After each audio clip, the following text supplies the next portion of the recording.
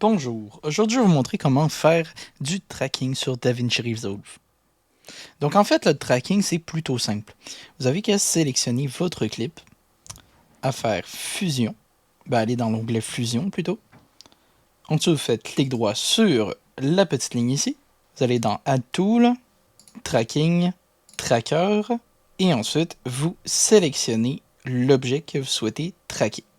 Bon, là on a deux carrés. Le premier carré, ça va être ce petit carré.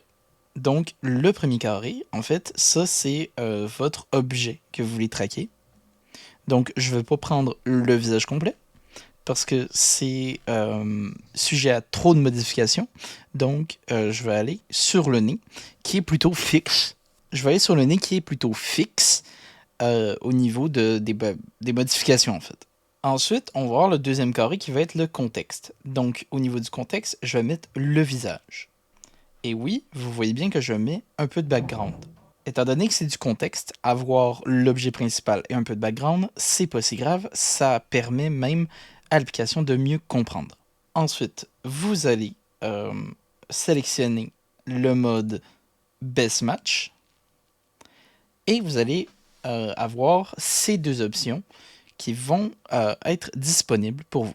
Donc, l'option Frame per Point, c'est le nombre de points que vous allez mettre pour votre tracker par frame, ou plutôt par un certain nombre de frames.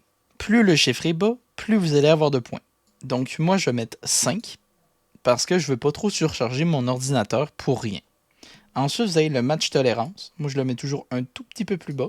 Le match tolérance, c'est ce qui va différencier un panier du visage que vous souhaitez traquer. Maintenant, on a ces petites options. Elle du milieu, je ne l'ai jamais utilisée parce que honnêtement, elle ne sert pas vraiment à grand chose. En gros, elle fait ça et ça, mais c'est toujours mieux de le faire manuellement.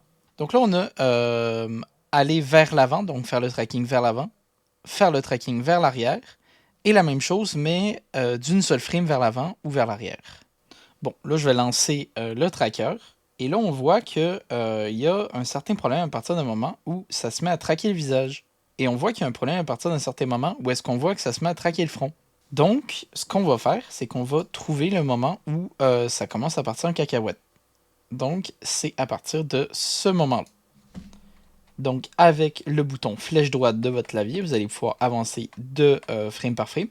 Et on va se rendre à la petite ligne blanche qui est juste ici pour faire notre modification. Donc, rien de plus simple, on resélectionne le nez et on recommence. Il peut arriver que votre tolérance est vraiment mauvaise. Donc, ce que je vous recommande de faire, en fait, ça va être tout simplement... et là, j'ai sélectionné mon nez. Et il peut arriver que la tolérance, en fait, ça ne suffit pas. Des fois, c'est aussi le contexte. Donc, on peut rapetisser le contexte. Par exemple, je vais rapetisser, mais je vais garder les yeux. Là, je vais augmenter un petit peu plus ma tolérance et je vais avancer. Donc là, on voit que le tracking fonctionne, peut-être un peu moins bien à partir d'un certain moment, mais il fonctionne mieux que tout à l'heure. Donc là, c'est vraiment une histoire de jauger, décider quelle est la zone qu'on va garder. Et au final, à force de faire des petites modifications de temps en temps, mais presque pas de modifications, on va être en mesure de... et à force de faire des petites modifications, on va réussir à avoir quelque chose qui fonctionne réellement. Bon, maintenant que le tracker fonctionne, je vais vous montrer deux options. Première option, vous avez le fait de faire bouger votre fond selon ce qui bouge à l'écran. Donc, vous allez mettre Opération Match Move. Je précise bien qu'au départ, ça ressemble à ça. Donc, vous faites juste ça, ça. Ensuite, vous faites Merge Background Only. Et votre fond va bouger selon votre tracker, en fait.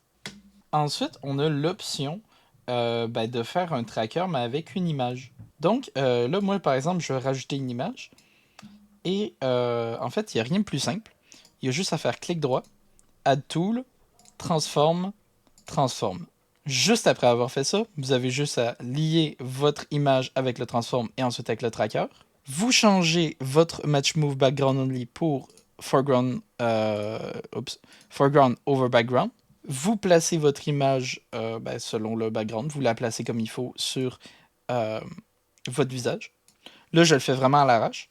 Et vous allez vous retrouver que votre image va être traquée sur votre visage. Donc, là, on va voir, je starte la vidéo et donc, le fond ne bouge pas, mais on a l'image qui va suivre le background.